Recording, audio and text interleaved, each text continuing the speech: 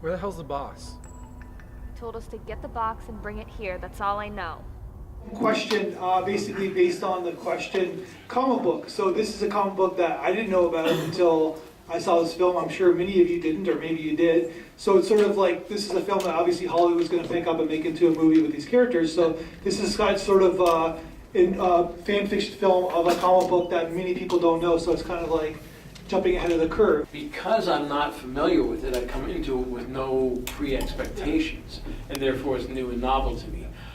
They set the actors a very high challenge in that your face is obscured and you still have to act without expressions, and they managed to do it. So I'm very impressed that they were able to bring these characters to life without any facial expressions available to them. I wonder how the actors were able to see while they were wearing that prosthetic during the scenes, because that must have been very difficult for them as well. So, very good performance by those actors playing the faceless people. I believe my friend here has some questions for you. What's in the crate? Who are you working for?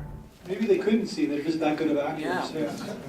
I'm sure there's, yeah. So basically, it's sort of like, yeah, you wipe away the fan fiction of it. It's basically a caper movie about something going down, which happens a lot in a parking garage. So basically, if you just wiped it away, that's what this film was about. Go ahead. I generally don't criticize, but I found that the fight scenes in the film were rather amateurish. Yeah. I mean, the choreography, I mean, one punch guys down, I mean, you're kind of like, come on. But other than that, I thought it was okay. I liked the nuance of the story.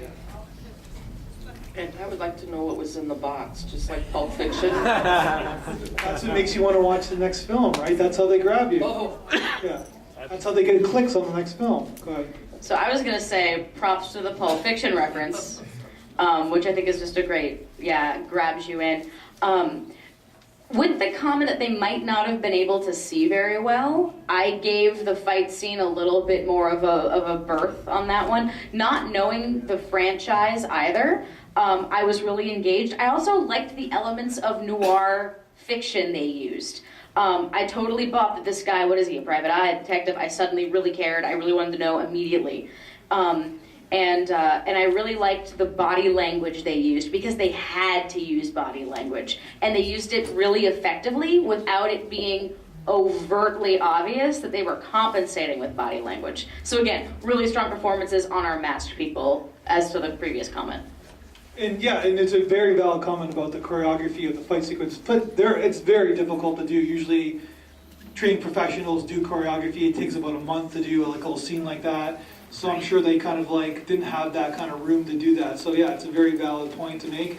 And yeah, there's interesting. There's like the two question characters. There's like chemistry between the two of them. There's a lot to go with this film that this series that we don't really know much about. Go ahead. First of all, just to remark on the face obscuring and stuff like that, I'm pretty sure that was VFX. Like, I don't think it was actually a prosthetic, so I think the actors were probably just doing as best as they could. Not to say that's a bad thing.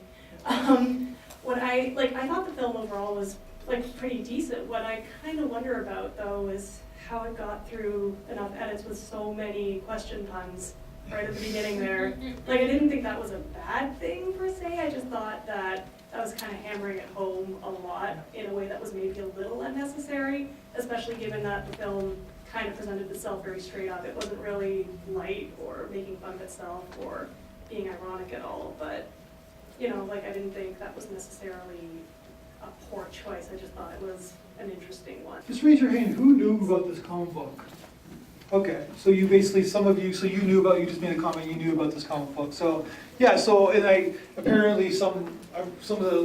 of quote unquote fanboys who work for me, and they were kind of questioning the choice of this film. Sorry about the pun.